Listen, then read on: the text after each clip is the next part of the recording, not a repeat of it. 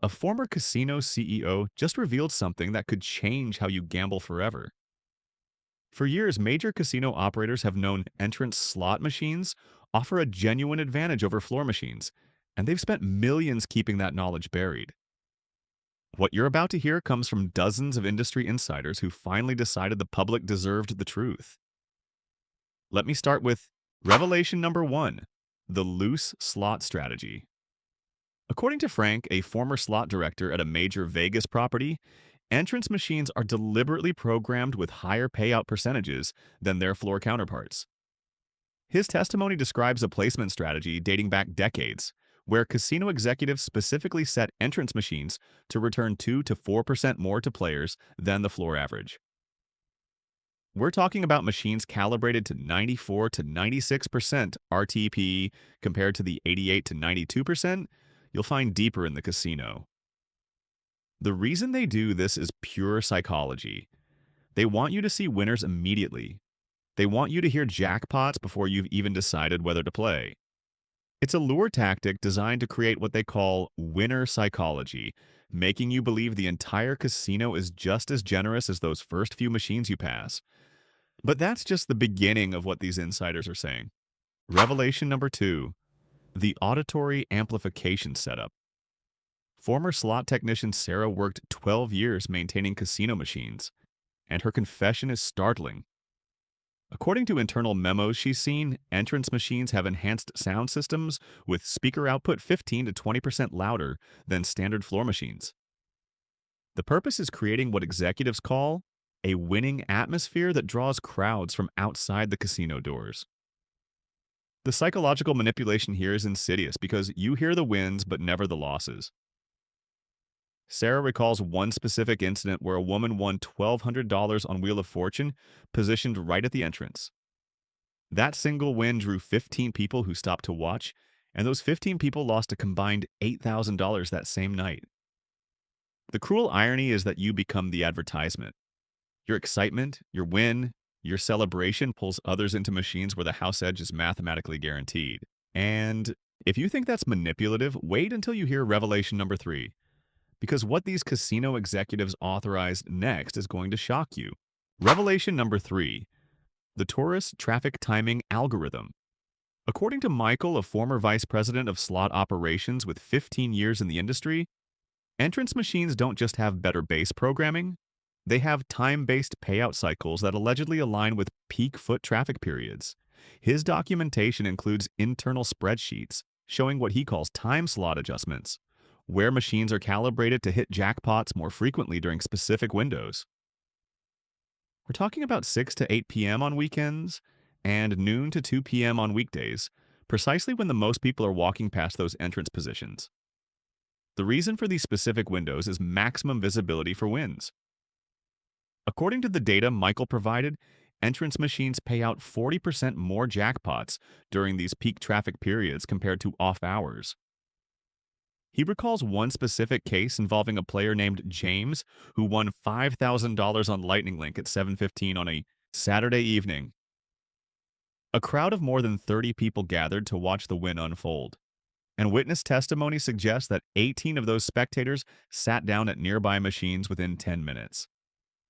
The casino's net profit from that single $5,000 payout?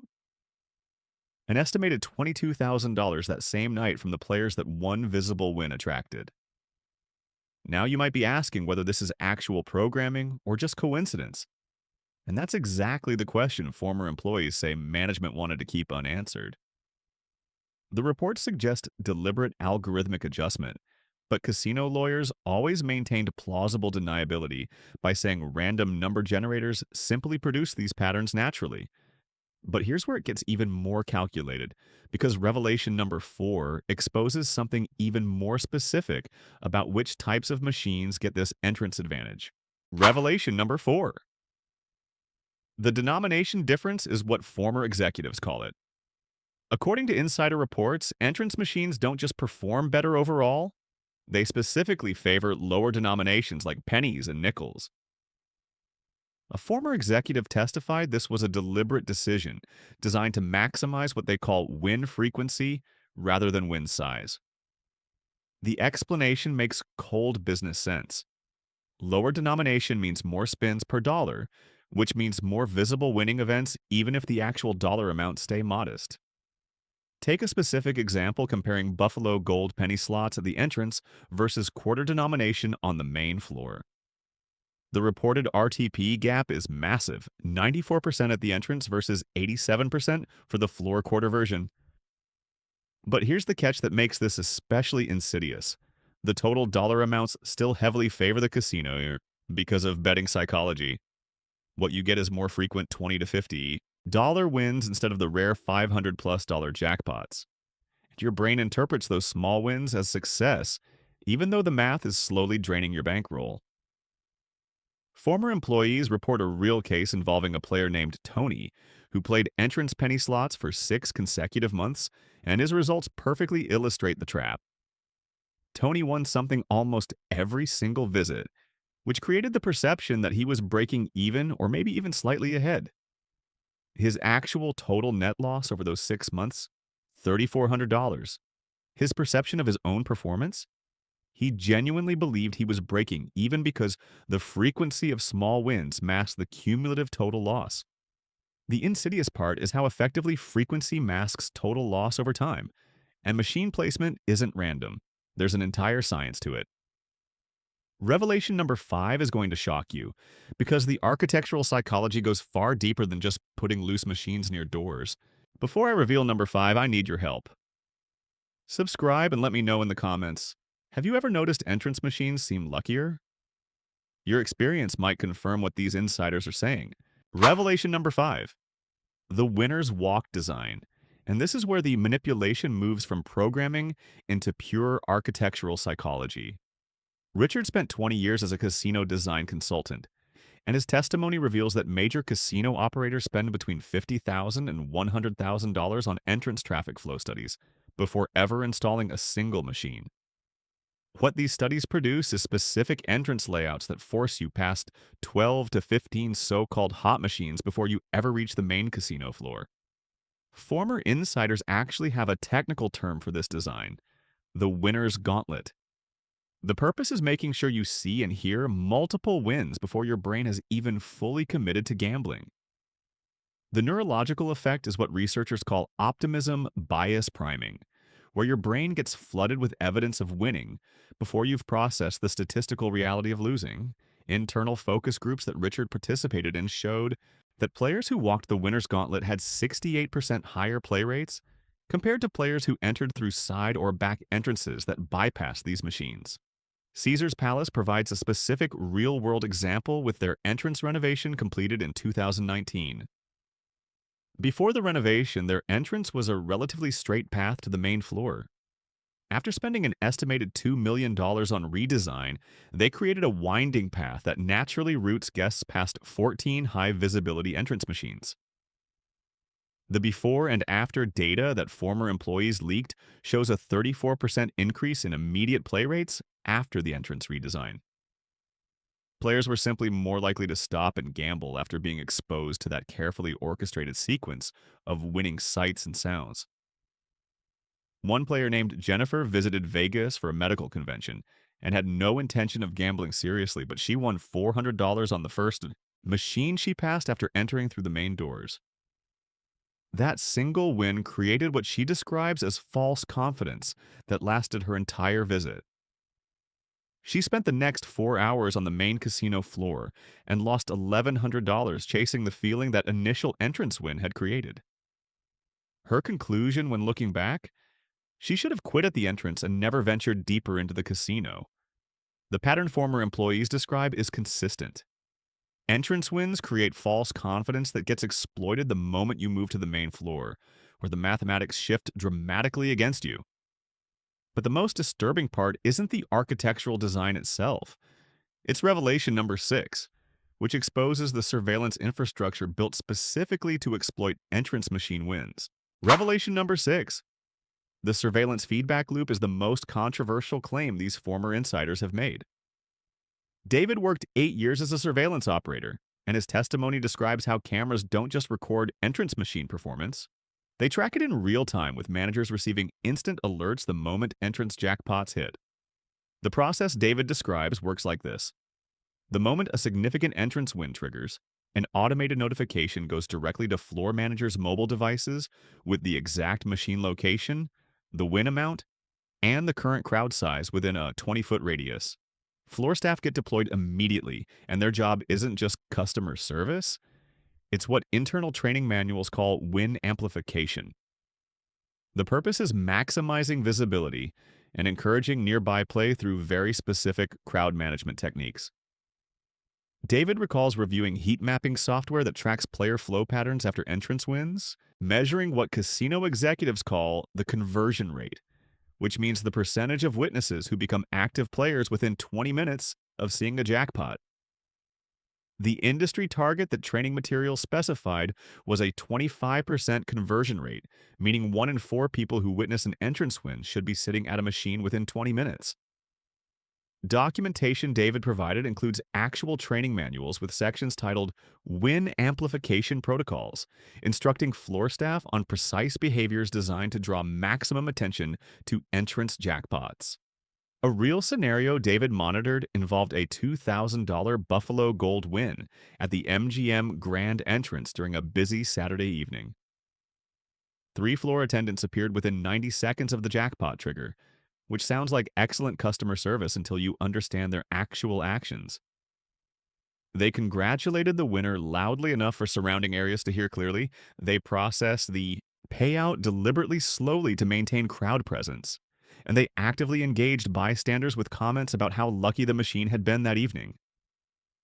The result was 12 nearby machines filling completely within 5 minutes, and surveillance data tracking those specific 12 machines showed the casino collected $18,000 from them in the following hour. David's question when he finally left the industry was whether this constituted customer service or psychological warfare. Because the coordination was too precise to be coincidental, revelation number 7, the entrance machine maintenance priority. And this might be the clearest proof that entrance advantages are deliberate rather than coincidental. Carlos worked 15 years as a slot technician, and his testimony reveals that entrance machines receive preferential maintenance at frequencies 2 to 3 times higher than standard floor machines. The specific schedule he describes involves weekly full diagnostics for entrance positions compared to monthly service for machines located deeper in the casino. The purpose of this intensive maintenance schedule is threefold: minimizing downtime that would reduce the psychological impact of empty entrance positions, maintaining looseness by keeping machines calibrated at the higher end of their legal RTP range, and ensuring optimal performance of those enhanced sound systems mentioned earlier. Carlos explains that Nevada gaming regulations allow slot machines to be set anywhere from 75 to 99% RTP, and casinos choose exactly where in that range each machine operates. Entrance machines, according to maintenance logs Carlos provided, are consistently set at 94 to 96% and then maintained rigorously to prevent any downward drift. Floor machines, by contrast, are typically set at 88 to 90% and serviced far less frequently, which allows what technicians call drift, where aging components gradually shift performance to favor the house even more than the initial programming intended. The documentation includes actual maintenance logs with priority codes clearly marked, where Priority 1 designates entrance and high visibility machines, and Priority 3 marks back-of-floor positions. Carlos provides a specific example comparing 2 identical dancing drums machines, one positioned at an entrance and one on the main floor. The entrance version received 47 service calls in a single calendar year, while the floor version received only 12 service calls during that same period. The performance gap was measurable. The entrance machine paid jackpots 3.2 times more frequently than its floor counterpart, despite both machines theoretically running identical software. A regular player Carlos spoke with had noticed over months of play that her favorite entrance machine seemed to hit bonuses more reliably than similar machines she'd tried on the main floor. And her quote stuck with him: "I thought I was just lucky, but maybe it was actually programmed that way." The ethical question Carlos raises is whether casinos should be required to disclose that maintenance schedules directly affect odds. Because current regulations require RTP disclosure but say nothing about how maintenance frequency impacts real world performance. Revelation number 8, the high roller avoidance principle, and this revelation might be the most surprising because it shows that casino insiders themselves confirm entrance machines offer better odds by specifically steering their most valuable customers away from them. Patricia worked 12 years as a VIP casino host, managing high roller relationships, and her testimony reveals something that casino executives never wanted public. Hosts actively steered their most valuable players away from entrance machines. The guidance she received during training was explicit. When whales arrived and gravitated toward entrance positions, hosts were instructed to redirect them toward what internal documentation called the premium floor or private salon areas. The reason, according to Patricia, was purely economic. Entrance machines were designed for lower denomination play with slower betting velocity, which meant less profit per hour, even when those players eventually lost. The internal economics she learned break down like this. A typical entrance player might lose $200 over 3 hours, generating $67 per hour in casino profit. A floor player losing that same $200 over just 1 hour generates $200 per hour in profit. But here's where the strategy becomes clear. That single entrance player draws an average of 5 additional players during those 3 hours, which means the total casino profit becomes $335 per hour from the ripple effect. Internal terminology. Patricia encountered in training materials explicitly called this the loss leader strategy. The same concept grocery stores use when they discount milk to draw customers who then buy higher margin products. Documentation she provided includes host training materials with sections specifically addressing entrance avoidance protocols for premium players. She recalls one specific incident involving a high roller named Robert who insisted on playing Buffalo Gold at the main entrance despite his host's subtle attempts to redirect him. The host offered him complimentary dinner at a premium restaurant if he'd move to a floor location, and Robert's response revealed that he understood exactly what was happening. His quote was direct, "They really didn't want me there, which made me suspicious." His realization came immediately. If they don't want high rollers there, it must be better odds. Patricia says that interaction haunted her because Robert was completely correct. The very fact that casino hosts worked so hard to move valuable players away from entrance positions was itself proof that those positions offered genuine player advantage. And that brings us to revelation number 9, the most damning evidence yet. Because what former marketing executives reveal about competitor surveillance shows this entrance advantage isn't speculation or theory. It's documented strategic policy across the entire industry. Revelation number 9, the competitor surveillance strategy.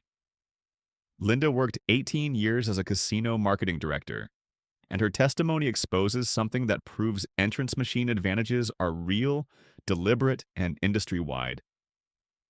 According to Linda, casino marketing departments maintained monthly reports specifically tracking rival properties' entrance machine win rates, monitoring jackpot frequencies, visible payout amounts, and estimated player traffic patterns at competitor entrances. The purpose was maintaining competitive advantage by matching or exceeding whatever looseness competitors were offering at their entrance positions. What developed, according to Linda, was an actual arms race where each major property tried to establish reputation for having the luckiest entrance machines in their market area. She provides a specific example from 2018 involving multiple Las Vegas Boulevard properties that former employees now call the entrance war. Documentation she retained includes an internal memo from executive management with a directive to increase entrance RTP by 1.5%, specifically because a competitor property across the street had begun showing higher jackpot frequency at their entrance positions. The cost of implementing that directive was approximately $400,000 annually in reduced house edge, but the result justified the expense. Overall casino revenue increased by $2.1 million that same fiscal year. The reason it worked was pure reputation management. Word spread among local players and tourists that this particular casino was legitimately luckier than surrounding properties, which drew substantially more total foot traffic. The implication Linda emphasizes is critical. Entrance machines genuinely do have better odds, confirmed by the fact that casinos actively monitor and adjust those odds based on competitive pressure. A player named Maria, who lived locally, decided to test these rumors by tracking entrance wins across 5 different properties for 6 consecutive months. Her method was photographing jackpot displays at each casino entrance during weekly visits, documenting every significant win she witnessed. Her findings showed entrance machines displaying jackpots 2.8 times more frequently than machines positioned on main casino floors, and her conclusion matched what these former insiders have been saying. The rumors were true. Entrances really are demonstrably looser than floor positions. Industry response to questions about these practices has been carefully crafted non-denial, with casino representatives stating that all machines meet regulatory requirements without ever confirming or denying whether different areas receive different RTP settings. The legal gray area these companies exploit is that nothing in gaming regulations requires uniform RTP across all machines in a property. Casinos can legally set entrance, machines higher and floor machines lower as long as each individual machine falls within the 75 to 99% legal range. Casino defense relies on that technicality. Every machine meets requirements, which is legally true while being practically misleading. Revelation number 10.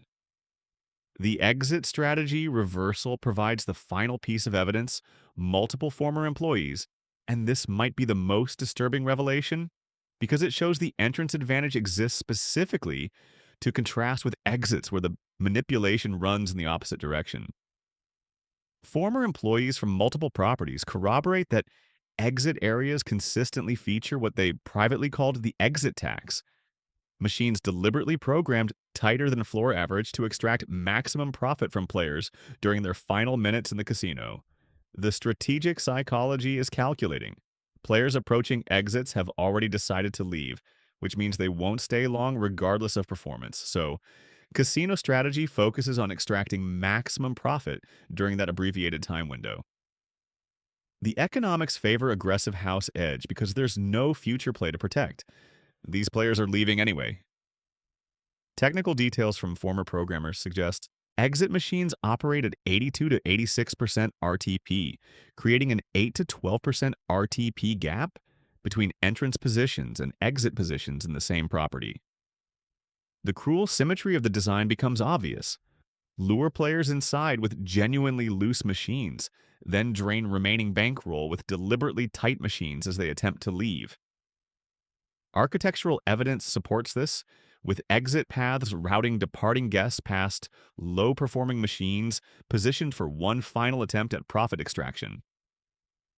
A former executive's quote captured the internal attitude perfectly. "We called it the last gasp. One more chance to get their money before they walk out the door." Documentation leaked by former employees includes actual floor maps with color-coded RTP zones, marking red for lowest return areas at exits, yellow for medium return main floor positions, and green for highest return entrance locations. Tom experienced this firsthand while waiting for his wife near an exit, casually playing a nearby machine. His $100 bill disappeared in 12 minutes, and his immediate reaction was that he'd never lost money that quickly on any slot machine. His quote summarizes the experience: "Fastest I've ever lost money on slots." The realization these 10 revelations create is unavoidable. The entrance machine advantage is confirmed by the exit machine disadvantage, two sides of the same strategic coin. So those CEOs and employees weren't exaggerating when they said this information could change how you gamble.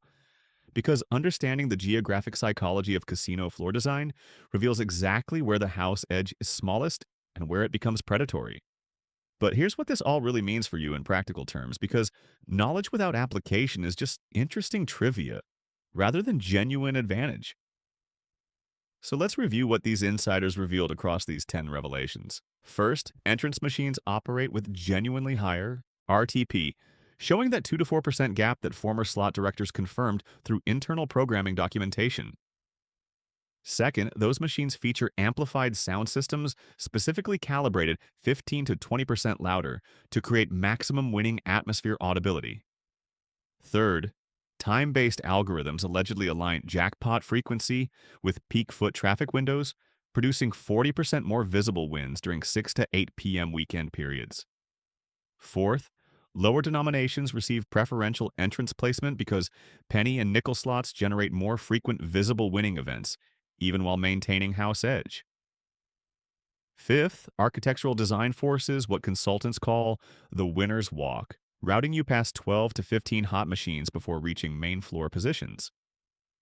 Sixth, real-time surveillance systems trigger immediate staff deployment to amplify crowd impact whenever entrance jackpots hit.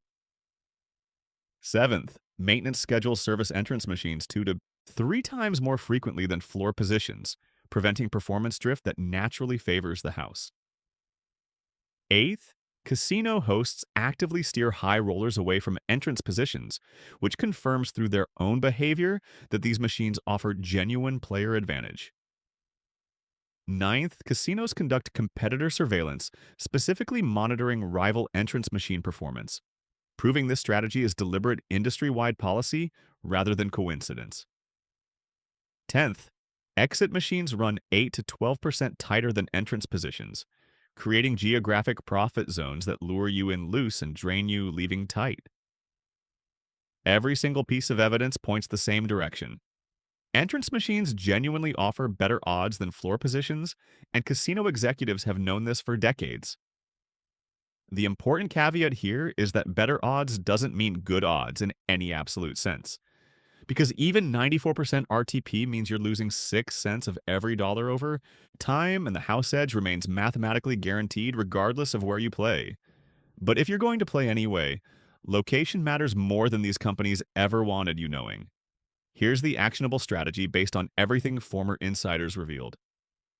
Start your session at entrance positions and never touch exit machines under any circumstances. Time your casino visits for peak traffic hours, specifically 6 to 8 p.m. on weekends when that alleged timing algorithm produces maximum jackpot frequency. Stick exclusively to lower denominations at entrance positions because that's where the RTP advantage concentrates most heavily according to former programmers. Pay attention to maintenance frequency by noticing which machines look recently serviced and cleaned, because those weekly diagnostics keep entrance machines calibrated at optimal performance levels. Watch for staff crowd management responses because floor attendant deployment within 90 seconds indicates machines casino surveillance has flagged as currently hot. The disciplined approach requires setting firm win limits before you start playing. If you hit $200 profit at an entrance machine, that's your signal to walk away immediately, rather than funding floor sessions where the mathematics shift dramatically against you. The trap you absolutely must avoid is letting entrance wins create false confidence that gets exploited deeper in the casino, where that 8 to 12% RTP gap makes sustained winning virtually impossible. Casinos aren't doing anything illegal with these geographic RTP strategies, and strategic machine placement is legitimately smart business rather than cheating. But the lack of transparency about how dramatically odds shift based on physical location is ethically questionable at minimum. A former executive's quote captures the industry attitude perfectly. "We're not cheating, but we're definitely not explaining." The information asymmetry has always favored casino operators who understand these geographic advantages, while players gamble without knowing that walking 50 feet changes their mathematical chances substantially. This video's entire purpose is leveling that playing field, with insider knowledge that dozens of former employees felt the public deserved knowing. Now you know what they know about entrance advantages, exit disadvantages, and everything in between. But I need to be completely honest with you about what even this insider knowledge cannot change. Even entrance machines running at 94% RTP mean you're losing 6% of every dollar you wager over time. And the mathematical reality is that long-term outcomes always favor the house regardless of which machines you choose. The only genuinely winning move is not playing at all, because no geographic strategy or insider knowledge changes the fundamental mathematics of house edge. But I acknowledge that many people play slots for entertainment value rather than profit expectation, accepting losses as the cost of that entertainment experience. If that describes your approach, at least now you can make informed choices about where those entertainment dollars go and how to minimize losses while maximizing whatever enjoyment you derive from playing. Now, I want to hear from you in the comments. Have you noticed entrance machines seem luckier than floor positions during your casino visits? Have you ever tracked your wins by geographic location to see if these patterns hold true in your personal experience? Do you think casinos should be legally required to disclose RTP settings by machine location rather than just meeting minimum regulatory requirements? If this insider information helped you understand casino floor psychology better, subscribe for more content revealing what the casino industry doesn't want you knowing. I'll keep bringing former employees forward who feel the public deserves truth about how these operations actually function behind the marketing and atmosphere. This information came from dozens of industry veterans who spent years watching these strategies exploit information asymmetry, and they finally decided transparency mattered more than protecting corporate secrets. Play smarter rather than harder, and maybe start your next session at the entrance where the mathematics are least hostile.